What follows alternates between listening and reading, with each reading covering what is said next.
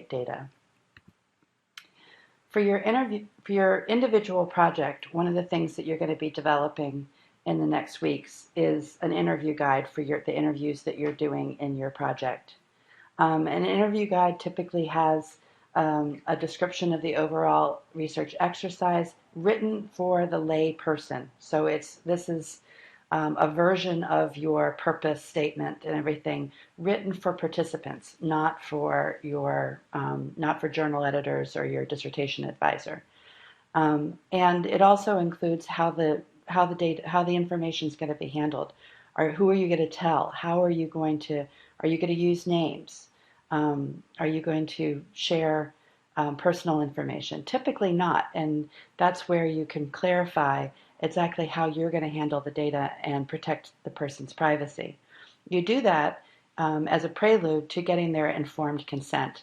And in most cases, there is actually a consent form that has to be signed prior to their participation. And I'm going to have you do this, even though you may not be going through IRB, so that you have the experience of creating an informed consent form and getting informed consent from your participants. If for some reason this is not appropriate to your study, we can discuss that individually.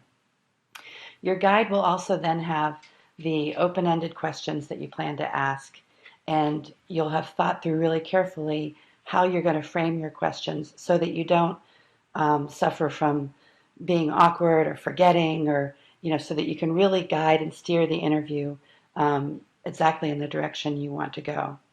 I recommend that people have no more than 4 questions for an interview. Even if you're planning on the interview lasting more than an hour, 4 good open-ended questions that really allow the person to have a conversation with you is plenty. In fact, maybe too many. If you can imagine having a conversation with a friend where you're talking with them about just some topic and asking them questions about a topic that you share in common, in an hour, how likely are you to cover more than 4 kind of general topics, even around the same overarching topic? It takes a while to unpack a conversation. So trying to pack too much into an interview is going to result in data that are not as rich as you would like.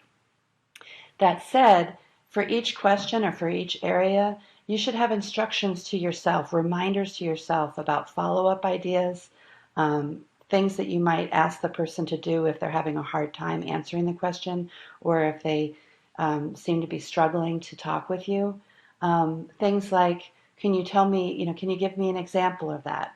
Or maybe you have what they call an interview prop, like a picture or a document where you can say, here's this document, here's this agenda from the meeting that I wanted you to reflect upon.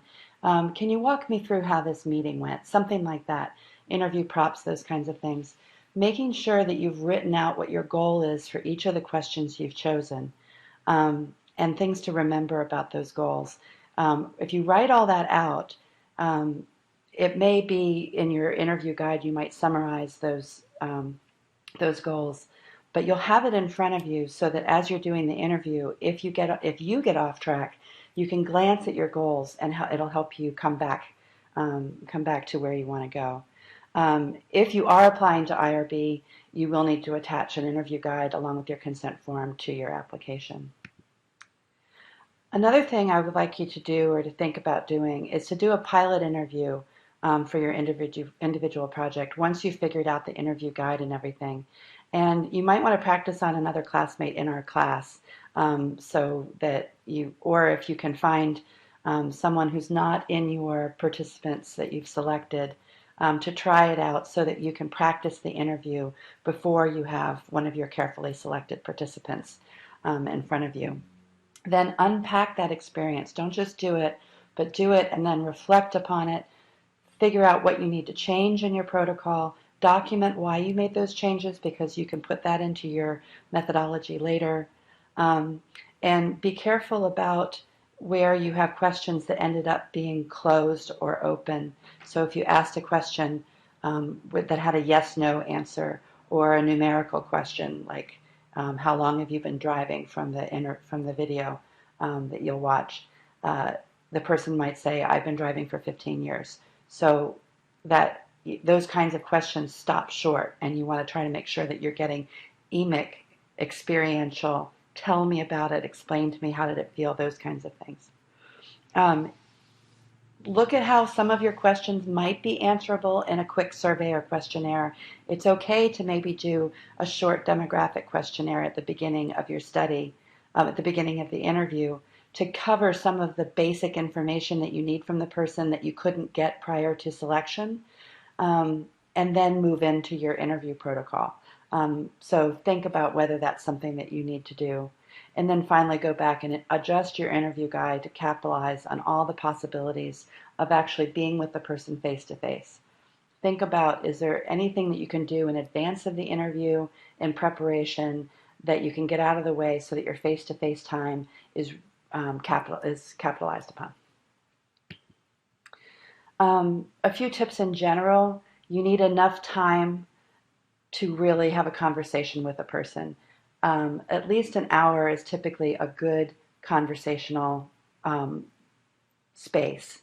That may mean asking for an hour and a half of the person's time, so you don't end up getting cut short by someone being late or taking a long time to get going, or someone having to leave or being pressed, or you being pressed by having to leave.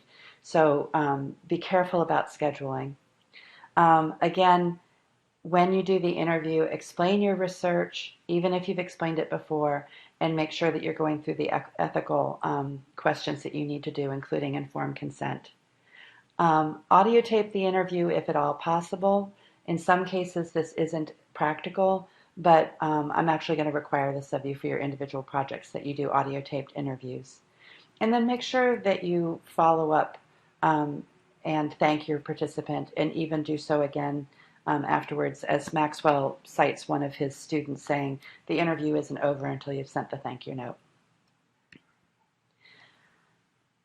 Okay, one of the things that I want you to do this semester when you're doing interviews, whether it's in your group interview project exercise or in your individual projects, is to think about your note-taking, your field notes, and also your transcription processes. Now, during the interview, you're not going to be able to take detailed notes. You're going to only be able to jot things down to help you remember maybe something that was mentioned before that you want to go back to. But afterward, you're going to want to go back somewhere quiet and write up the interview in toto. Put together as close a verbatim transcript of the interview as you can, because it'll also allow you to unpack some of the things that you were thinking as the person was talking that led you to ask the probes that you did, and so forth. Don't use the tape for this. These are field notes. This is the field notes on the interview until you've put together your recollected piece. Then transcribe the audio tape and look at the differences between, and this is just a learning moment for you, to look at the differences between what you remembered and what was recorded. And that will tell you, that will help you train a little bit further on being a better interviewer, but it'll also let you think about your project and your questions some more.